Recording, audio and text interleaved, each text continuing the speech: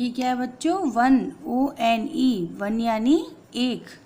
ये है 2 TWO, 2 यानी दो। ये है 3 THREE, 3 यानी तीन। ये है 4 FOUR, 4 यानी चार। नेक्स्ट है 5 FIVE, 5 यानी पाँच। नेक्स्ट आएगा 6 SIX, 6 यानी छः। ये है 7 SEVEN, 7 यानी सात। नेक्स्ट है 8 EIGHT, 8 यानी आठ। नेक्स्ट है 9 NINE, 9 यानी नौ।